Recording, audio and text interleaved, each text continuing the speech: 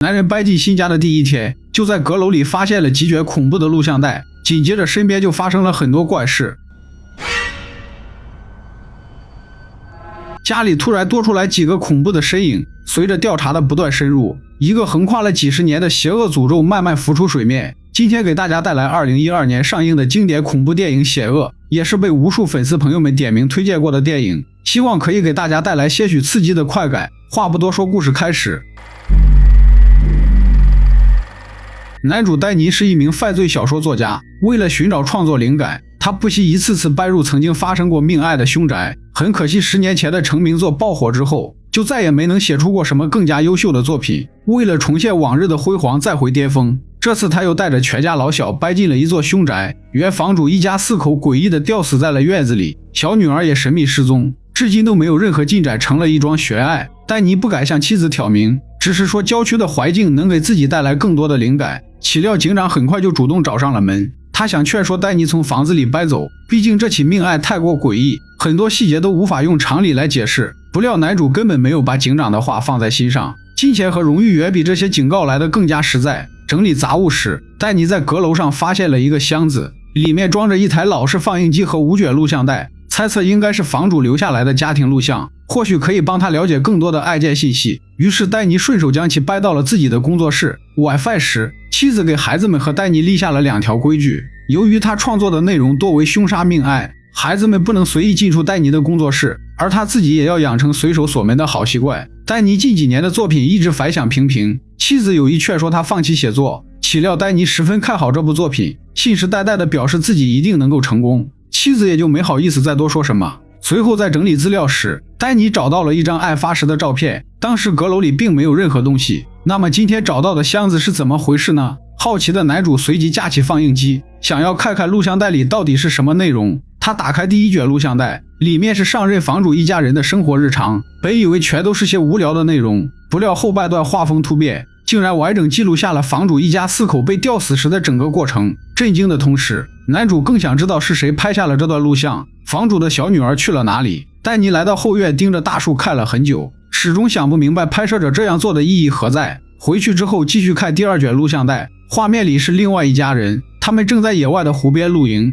紧接着画面一转，全家人被捆住手脚锁进了汽车里，随后又被扔来的燃烧瓶活活烧死。男主瞬间就感觉到一股凉意直冲脑门，赶紧猛灌一口烈酒来平复自己的情绪，这很有可能是一桩连环凶杀案。丹尼拿起电话想要报警，可就在这时，他看到了自己当年的成名之作。思虑片刻后，男人最终还是默默放下了电话。既然案发时阁楼里没有这个箱子，那就是说凶手后来回来过。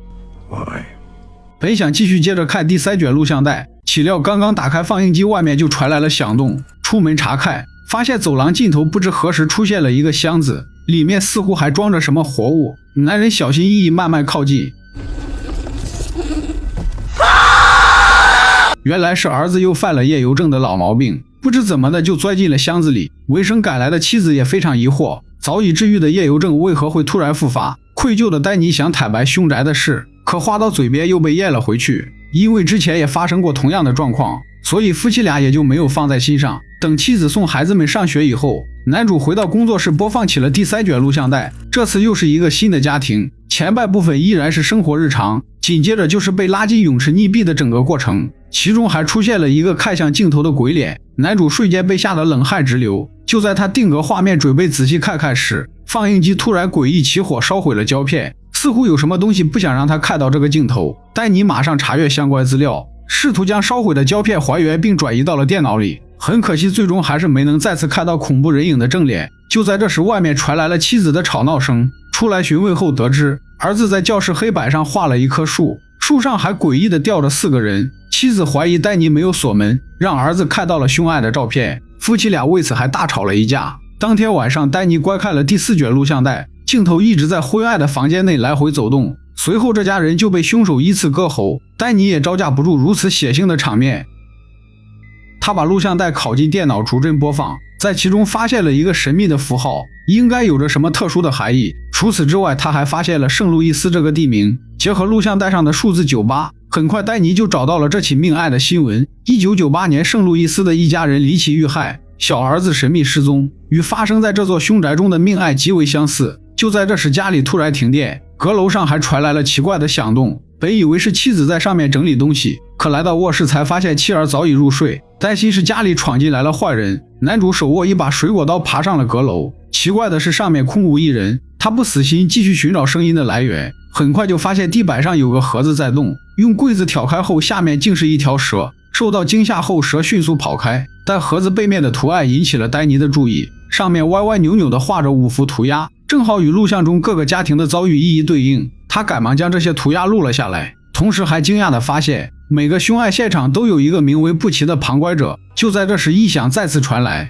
丹尼过去查看时一脚踩穿了楼板，紧接着就重重摔到了1楼。因为阁楼的异响，丹尼报了警，警方怀疑是小动物跑进了阁楼，此事也就这样不了了之了。但万万没有想到，处理此事的警员罗斯竟然是丹尼的超级狂热粉。他知道丹尼搬来这里的目的，并表示愿意为偶像提供帮助，只希望自己的名字将来可以出现在新书的明谢栏里。正好丹尼想调查录像带里的其他几个案件，有了警员身份的加入，自然事半功倍。罗斯走后，丹尼继续工作，根据涂鸦中的提示，他仔细对比了录像带中的内容，果然在每个案发现场都找到了那个恐怖鬼脸，也就是涂鸦中出现的旁观者不齐。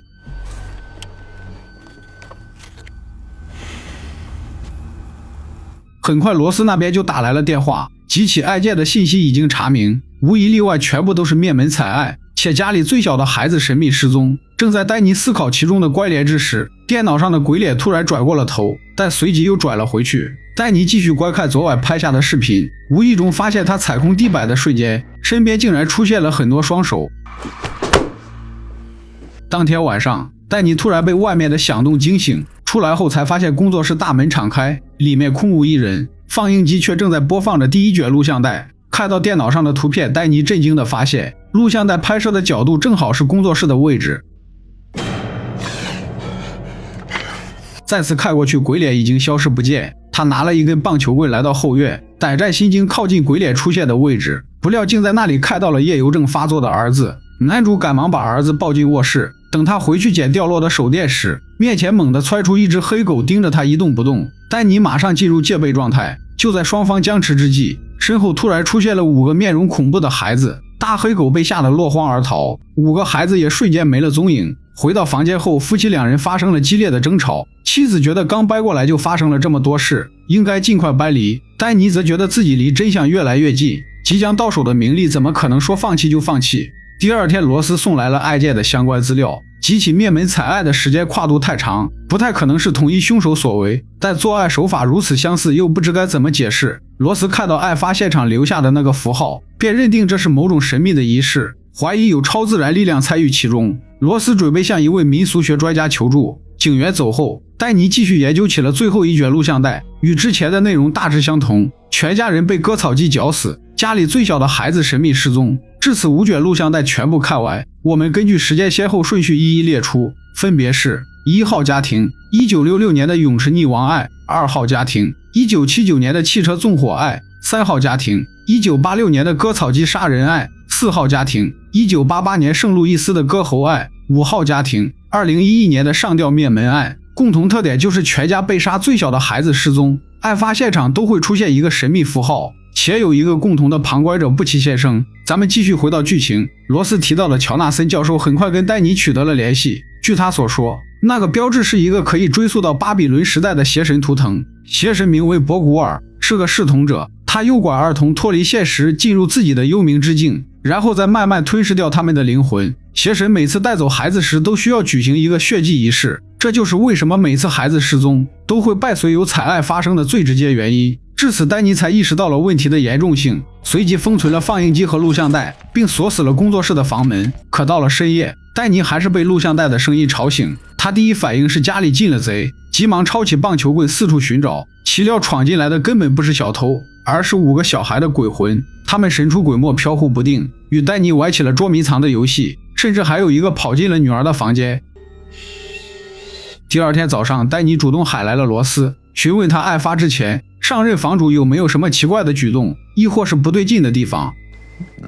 他们搬来3天就发生了意外，罗斯并不知情。当得知男主怀疑这座房子闹鬼时，警员只觉得是他压力太大，适当放松一下，或许就会有所改变。当天下午，妻子发现女儿在墙上乱画，大发雷霆。他想知道画中的女孩是谁。女儿说对方曾经住在这座房子里，而且是爸爸小说中的人物。听完后，女人恍然大悟，瞬间就意识到现在他们住的这个房子就是发生过命案的凶宅。丹尼看瞒不下去了，只能老实承认，他一心只想着新书能够大卖，彻底被名利蒙蔽了双眼，根本没有考虑过家人的感受。两人又一次爆发了激烈的争吵。当天深夜，男主被一束诡异的手电灯光照醒，起身后就又一次听到了阴魂不散的录像带声音，可工作室里空空如也，放映机和录像带全都不知所踪。他循着声音爬上了阁楼。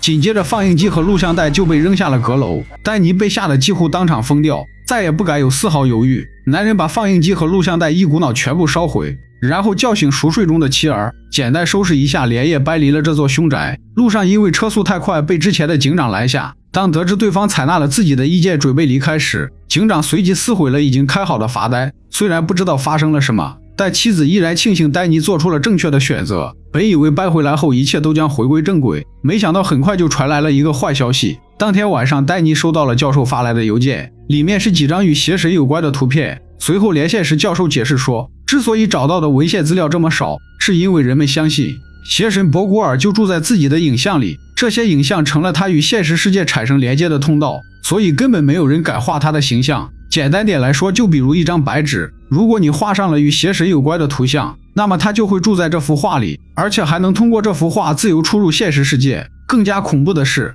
孩子们哪怕只是看上一眼，就能很轻松地被邪神操控。丹尼听完赶忙反问教授，如果毁掉这些影像资料，是不是就意味着通道也会随之关闭？很可惜，教授也没能给出确切的答案。随后丹尼来到阁楼放东西，竟然发现箱子不知何时跑到了自己家里，而且放映机和录像带全都完好无损。相比于之前，里面还多出来一卷加长版的录像带。既然躲不过，那就坦然面对。他倒要看看加长版的录像带里到底是什么内容。就在这时，警员罗斯打来了电话。原来他发现了几个案件之间的关联，每一个发生命案的家庭都曾在上一起命案的凶宅里住过。如图所示，2号家庭住过1号家庭的房子，3号家庭住过2号家庭的房子，以此类推。而且所有家庭都是在搬离凶宅后的3天之内发生了意外。此时男主一家刚从5号家庭的凶宅里搬出来，很有可能成为第6个受害的家庭。丹尼虽然害怕，但没来得及多想，而是顺手打开放映机开启了加长版的录像。至此，所有的真相慢慢浮出水面。原来每个命案背后的凶手都是那个失踪的孩子，他们被邪神控制着迷晕了家人，然后通过杀害家人完成血祭仪式，最后被邪神博古尔带走，凭空消失。不知不觉中困意袭来，这时丹尼才发现刚才喝的咖啡有问题。倒地的瞬间，女儿正阴恻恻地看着丹尼。等他再次醒来时，全家人已经被捆住了手脚。女儿提着斧头开始录像，准备拍摄新一轮的血祭仪式，这也将成为盒子里的第6卷录像带。电影的最后，女儿用沾满鲜血的小手画下了自家的惨案。随后邪神博古尔现身，抱起女孩走进了影像之中。以上便是经典恐怖电影《险恶》的全部内容。我还是会把原片放到老位置供大家自行欣赏。喜欢的朋友们订阅关注点赞收藏支持一下。我是大嘴，咱们下个电影再见。